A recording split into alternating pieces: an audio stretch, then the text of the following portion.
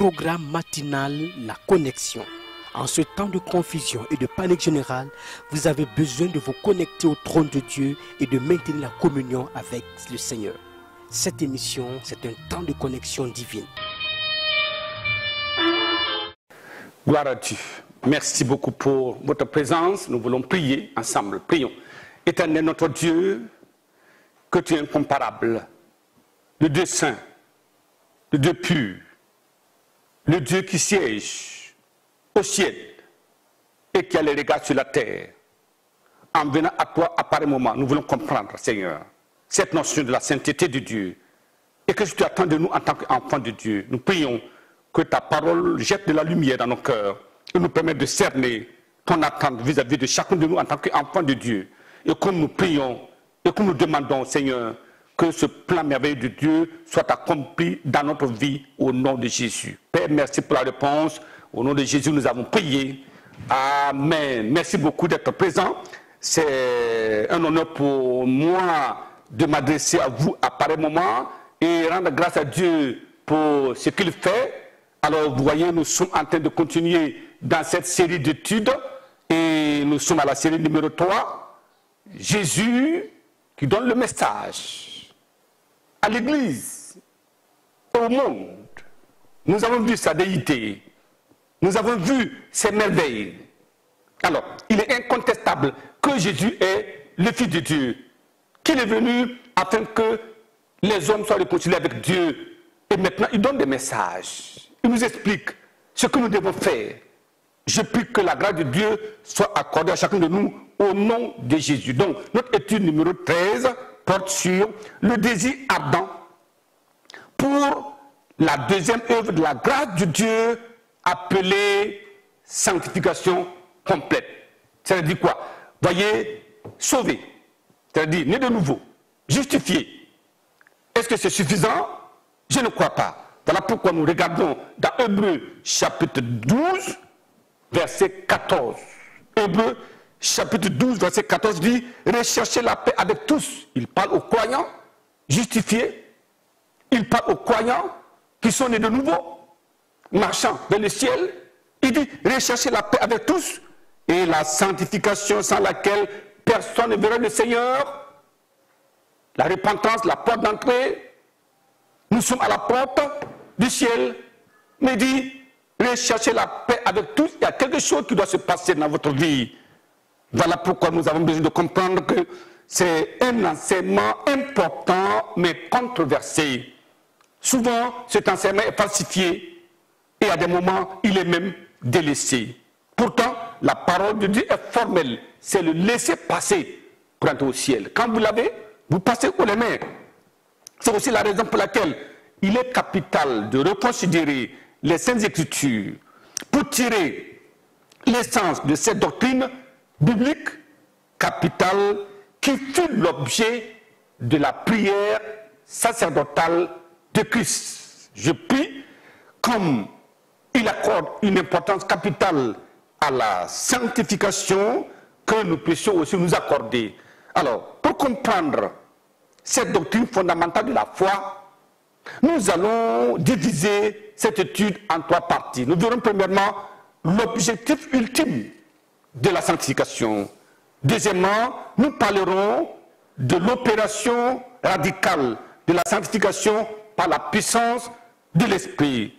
Et enfin, nous verrons les opportunités inimaginables pour les croyants sanctifiés. Je prie que d'ici la fin de cette étude, que tout le monde soupire après la nature de Dieu au nom de Jésus. Premier point, l'objectif ultime de la sanctification. Lisons Jean chapitre 17. Et nous lisons le verset 17. Il dit, sanctifie-les par ta vérité, ta parole est la vérité. Ça, c'est la prière du Seigneur. Sanctifie-les. Alors, 1 Thessaloniciens chapitre 5. 1 Thessaloniciens chapitre 5, nous lisons du verset 22 jusqu'au verset 24. Il dit, abstenez-vous de toute espèce de mal. Que le Dieu de paix vous sanctifie lui-même tout entier et que tout votre être, l'esprit, l'âme et le corps soient conservés irrépréhensibles lors de l'avènement de notre Seigneur Jésus-Christ. Celui qui vous a appelé est fidèle, c'est lui qui le fera. Gloire à Dieu. Nous savons que les disciples étaient sauvés, nés de nouveau. Mais pourquoi Christ avait-il prié pour leur sanctification? Nous devons comprendre cela. Alors, les frères et les sœurs de Thessalonique étaient nés de nouveau. Mais l'apôtre Paul avait prié et déclaré après sa prière que le Dieu fidèle le fera. Je prie que nous comprenions. Il est clair que la nouvelle naissance ou le salut n'est que la première étape de la manifestation de la puissance de la grâce de Dieu dans la vie de l'homme. À ce stade-là, nous l'avons vu, le pécheur est pardonné, tous ses péchés sont lavés, il est délivré de la main de Satan, son nom est inscrit dans le livre de vie au ciel, mais les racines du péché adamique sont toujours là. C'est comme vous coupez l'arbre jusqu'au tronc, il n'y a pas de feuilles, il n'y a pas de branches, mais les racines sont encore là. Alors, la sanctification a pour but de déraciner cette nature pécheresse pour permettre aux croyants de vivre la plénitude de la foi, étant débarrassés de toutes les impulsions pécheresses. C'est cela. Le péché n'est plus à l'interne. On peut être tenté, on peut avoir une situation, mais le péché interne est déraciné. À ce stade-là, le croyant sanctifié aura un amour suprême pour Dieu et un véritable amour pour son prochain. C'est pour ça qu'il est dit dans Matthieu chapitre 5, le verset 48, « Soyez donc parfaits comme votre Père Céleste est parfait. » C'est important. On ne peut pas parler de la grâce et mettre de côté la sanctification. Ce n'est pas possible. Nous voyons maintenant l'opération radicale de la sanctification par la puissance de l'Esprit. Regardons 2 Pierre. La provision de Dieu pour tous les croyants. 2 Pierre chapitre 1, le verset 3. Comme sa divine puissance nous a donné tout ce qui contribue à la vie et à la piété, au moyen de la connaissance de celui qui nous a appelés par sa propre gloire et par sa vertu, lesquels nous assurent de sa part les plus grandes et les plus précieuses promesses, afin que, par elles, vous deveniez, vous deveniez participants de la nature divine en fuyant la corruption qui existe dans le monde. Voyez, en devenant participant de la nature divine. Ça veut dire quoi? Ça veut dire que, alors, il y a quelque chose qui doit se faire. Nous avons besoin d'avoir la nature de Dieu. La sanctification est l'opération de la grâce de Dieu par laquelle les affections des hommes sont purgées et purifiées de tout péché et du monde et sont exaltés à aimer Dieu au-dessus de tout. Voyez, le croyant doit arriver à ce stade-là. Ça veut dire que ton amour pour Dieu est tel que ce n'est pas des objets, ce n'est pas des hommes, ce n'est pas des femmes, ce n'est pas des circonstances qui peuvent t'amener à te détourner de Dieu. Non. Voilà, on est arrivé à ce point-là parce que notre amour est parfait. Le croyant soupirant pour la nature de Dieu dans sa vie est sanctifié par la puissance de la parole et par le sang de Jésus. Nous le voyons dans Jean chapitre 17, Christ qui a dit « Sanctifie-les par ta parole est la vérité. » La vérité, c'est cela. Il dit dans Hébreux chapitre 13, verset 12, il dit c'est pour cela que Jésus aussi, afin de sanctifier le peuple par son sang, a souffert hors de la porte. Il dit maintenant, sortons donc pour aller à lui, hors du camp, en portant son nom propre. Vous voyez que la sanctification s'adresse aux croyants. Ce n'est pas les pécheurs. Un pécheur n'est pas sanctifiable le pécheur a besoin du salut d'abord, avant de parler de la sanctification. C'est la deuxième œuvre de la grâce de Dieu qui amène le croyant à hériter la nature de Dieu et à vivre la vie de foi. La sanctification est une expérience instantanée que vit le croyant et qui lui permet de s'attacher à Dieu sans aucune tendance. On ne célèbre plus pour dire j'avais abandonné, non.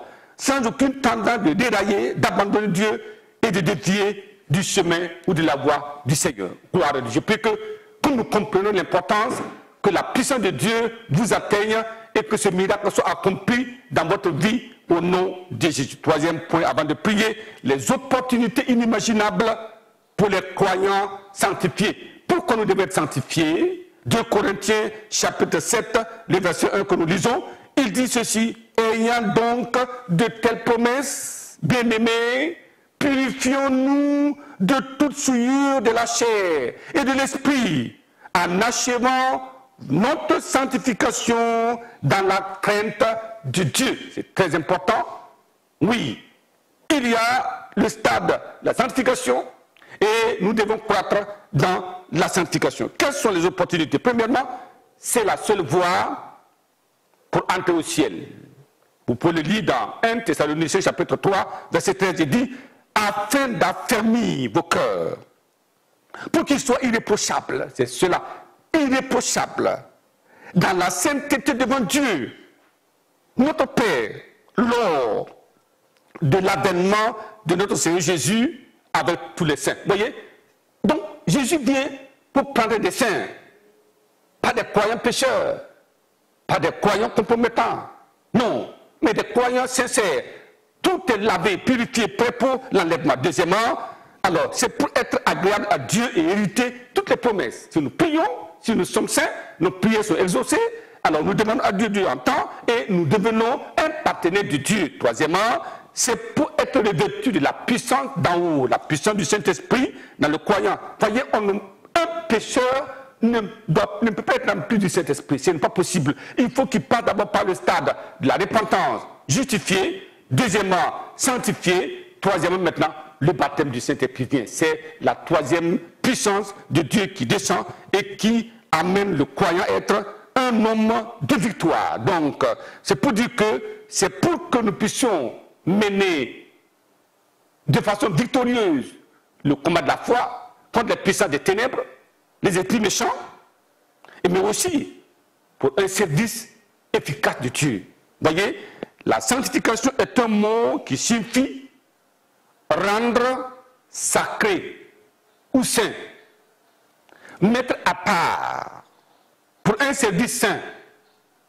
C'est rendre libre du péché, purifier de la corruption et de la pollution morale afin de se préparer pour un service divin. Je prie que nous comprenions le sens de la sanctification, que dans nos cœurs, nous soyons assoiffés de la vie de sainteté au nom de Jésus. Comme nous prions, le Dieu qui est fidèle le fera certainement en ce jour même au nom de Jésus. Baissons la tête pour la prière en ce moment. Papa, nous te bénissons pour cet enseignement cardinal, la sainteté, la sanctification, l'œuvre de la grâce de Dieu, la deuxième œuvre de la grâce de Dieu qui nous amène à un dépouillement du péché invisible, du péché caché, de toutes les tendances au péché, déracinement du péché adamique, purification de la conscience, du cœur, de l'âme, tout l'être entier. Je prie, Seigneur, que cette œuvre soit accomplie maintenant dans la vie de ton peuple au nom de Jésus-Christ. Et comme nous prions, je prie, comme c'est le laisser-passer, comme c'est le passeport et le visa pour le ciel, comment devons-nous nous amuser avec cela? Je prie que la soif soit intense, et comme la soif sera intense, ta main bougera et tu sanctifieras au nom de Jésus. Père, merci pour la réponse. Au nom de Jésus, nous avons prié. Amen. Amen. Que le Seigneur vous bénisse abondamment et à la prochaine.